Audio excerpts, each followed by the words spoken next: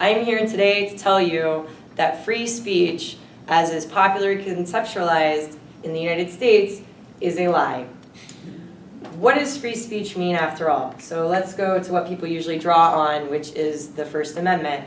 Congress shall make no law respecting an establishment of religion or prohibiting the free exercise thereof, or abridging the freedom of speech or of the press, or the right of the people to peaceably to assemble and to petition the government for a redress of grievances. So let's break that down a little bit. First, we've got no law respecting an establishment of religion or prohibiting the free the exercise thereof. Okay, that's kind of weird. I thought that for a second when we were all in school, we had to hold our hand over the heart and say that we pledge allegiance to the flag, one nation, under God, or whatever. Moving on, though, this isn't what I'm talking about. Talking about abridging the freedom of speech or of the press. Now, these two things seem to be in contradiction with one another under a capitalist system. On one hand, you have the freedom of speech. So that means that I'm allowed to go around and tell you that I support a world free of US military bases. But then the press could say that this makes me crazy, they never fail in their ableism, or evil, and I could lose my job. This is certainly not a legal challenge that I could mount with my resources, especially if the press is backed by someone like Rupert Murdoch, whose media empire commands immense power and wealth, or someone like Peter Thiel, who could probably afford his own private army if he doesn't already have one. So then here's a dialectic, a relationship between two concepts. On one hand, I can say what I want, technically, right? On the other hand, the press can say what they want, technically. And under capitalism, this results in the richest and most powerful in our society having nearly omnipotent power over the media, which is considered to be outside of the state, but for the purposes of Marxists, I believe it would be better to say that it is, as it's calling itself, the fourth estate, that it is part and parcel, part of our system of governance, that it reinforces it. What we see in here every day, when we're walking down the streets, when we're on the subway, when we're scrolling through our feeds, watching television, these experiences are mediated by the fact that the media is owned by just a handful of very rich and very powerful people. So what you see in the media, therefore, is carefully curated towards the reproduction of capitalism, towards the buttressing of the power that these people currently enjoy. In this last period, as you've seen, this mainly depends on furthering imperialism. But since we're at a dead end with this whole capitalism thing, we can now see as a desperate grasping at the reins of power where the cart itself is going over the cliff, taking all of us with it. So what exactly does this mean? It means, quite simply, that the media is curated to please its own sponsors. Thanks to the downturn in print and televised media, and thanks to the downturn in the economy more generally, they are more desperate than ever to keep the money coming in. At the same time, according to the latest Gallup numbers, trust in the US media has sunk to a historic low. In 1999, the general population, about 55% of them trusted what they saw in the media. In 2006, this number has sunk to 32%. And of those under the age of 50, that number has sunk to 26%. Right? Down from 55% in 2001. And I'm sure if you could break it down further by age group, not just under 50, you would find that younger people probably have less trust in the media more generally. So even though I don't think anyone here in the room is unaffected by the media that they consume, I doubt, or at least I hope, that anyone here actually trusts the media. So if you could please take a look at a handout that I have. It's included with John's handout about Lenin on imperialism. It's a story. It's right under there. No, it's underneath this one. Yeah, sorry. Can you hold it up real fast, Mia? Yeah, that one. So please take a look at the handout that I gave each of you. It's a news story from FAIR, which is Fairness and Accuracy in Reporting, by a journalist named Adam Johnson. The headline says, out of 47 major editorials on Trump's strikes on Syria, only one opposed. And I'd like you to point out to the part, I think I actually didn't get a chance to highlight it. It's on the page, but I'm going to read it out loud. The one editorial that expressly opposed the attack in the 15th ranked Houston Chronicle did so mainly on constitutional, not moral or geopolitical grounds, writing, quote, as we said a year and a half ago, the president cannot and should not use military force against Syria without a legislative framework. The Chronicle, like all the editorials on the list, accepted the government of Bashar al-Assad's guilt and the April 4th chemical attack on Khan Sheikhoun, omitting qualifiers such as alleged or accused. So what we have then is pretty much complete consensus across the board in the media. It is correct to bomb Syria. The only quibble is as to how. There is no disagreement that Syria is a country in need of US intervention. It seems across the board everyone has made this decision. And then there are also other dialogues that are similarly consensus-based. So if the handout is still going around, if people could take a take a look at how the US paints the Democratic People's Republic of Korea. You can take a look at the New Yorker cover included to see how the US views a head of state who is 33 years old as a child, right? Now, 33 is the same age as Mark Zuckerberg, a man who is probably running for president, okay? But we never see him depicted as a child playing with toys in the media. This is oftentimes sort of a joke for people when they talk about the DPRK as to how ruthless and barbaric and you know, how ridiculous they are. This is something that's reinforced over and over again. If you could also take a look at the two covers, one is from a UK paper called The Sun and the other is from a US paper, the New York Post.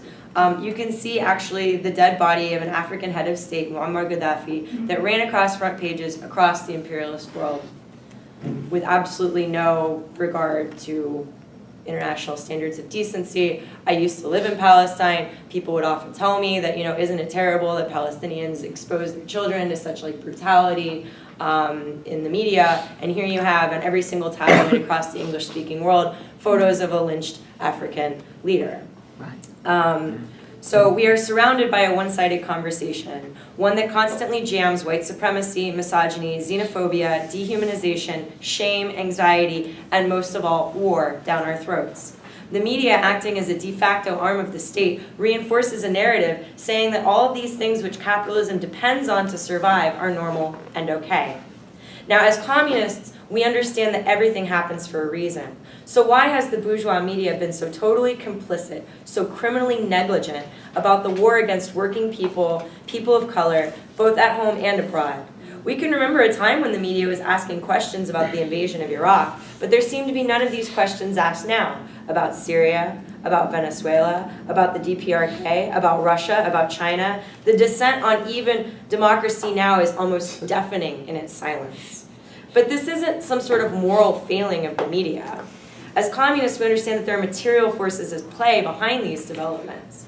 The media is not a singular entity. It's made up of people who are defending their class interests. They are defending white supremacy. They are defending the United States. They are defending capitalism, and they are defending imperialism. This is the only way that they are currently employed. In 1948, the United States passed what is called the Smith-Mundt Act, in an effort to keep the CIA and other diplomatic forces involved in destabilizing communism from broadcasting directly to the public. In 2013, and then again in 2016, right before Barack Obama left office, his regime repealed the majority of what stood in the way of the US government paying US real journalists to broadcast propaganda about our foreign policy, or really anything to counter fake news, whatever that really means. Since the last crisis of capitalism between 2007 and 2008, most news entities have faced crises of their own. In addition to the advent of the internet, which reduced the money-making capabilities that news organizations usually have through selling advertisements, excuse me, I just said that in a British way, I'm really, okay, cool, I'm sorry. Which were also beholden to multinational corporations like GE. These news entities have become more consolidated and more needed to become more consolidated and more cost-effective. So what does this mean practically? It means that the closing of foreign bureaus and the laying off of staff. It means less journalists are sure of a job. It means that journalists must now expect to make $40,000 per year. If that, most journalists who are freelance make $200 a pop, if they're lucky. And that they depend on more information gleaned from secondhand sources like social media, as we saw in the case of Libya, or from PR firms, as we see in the case of Syria. Now, I bring up these situations, the repealing of the Smith-Mundt Act and the dire situation that the bourgeois media finds itself in, because they are probably both responsible for the boom of under-the-radar PR organizations like the Syria campaign, who likely receive money from the US government, but are under no legal obligation to disclose this information publicly. It's legal now. If I'm a journalist who's looking to cover Syria, especially if I'm freelance, chances are I am having to liaise with a network or a PR company to do this.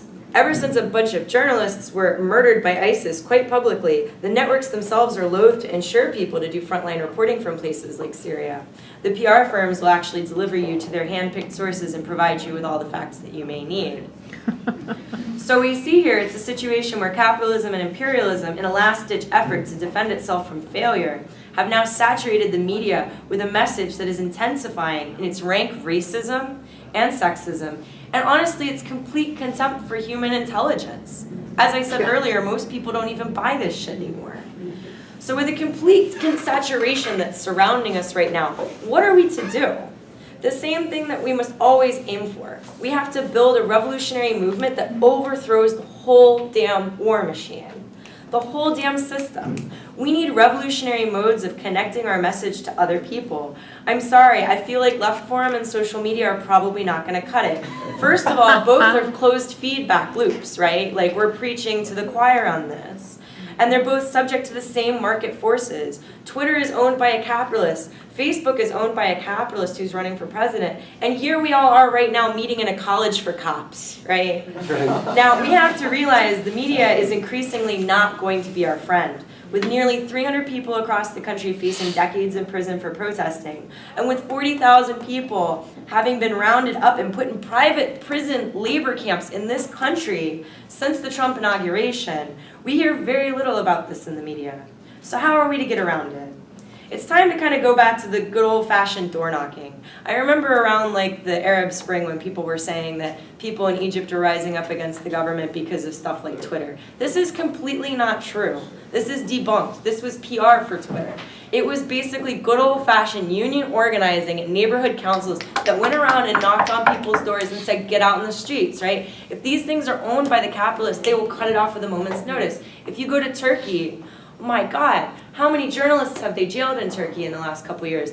And to be honest, or overall time since 1980, and how many like social media feeds are just plain blacked out by the Turkish government. It's not something that we can rely on. We should use it to the extent that we're able, but we need to be prepared to go around and hand out socialist newspapers. We need to be prepared to put up wheat pastes. We need to be prepared to flyer. We need to be prepared to disrupt events. We need to use the more bourgeois forms of media when we can get to it, but our opportunities for that are going to become less and less as we go forward. We need to focus on organizing ourselves as a class against imperialism and against war, and as out and proud socialists who do not buy into this imperialist bullshit. Now I want to go back again to the first part where I was talking about the Constitution and the end of it where it says, the First Amendment, where it says, or the right of the people peaceably to assemble and to petition the government for redress of grievances. As I had said earlier, there are now around 300 people who are facing up to 75 years in prison for protesting Trump on Inauguration Day, right? People are being doxxed, they're being blocked from getting employment in different places. Google basically acts as like an instant background check for people. Websites like keywiki.org are basically J. Edgar Hoover's, greatest fantasy.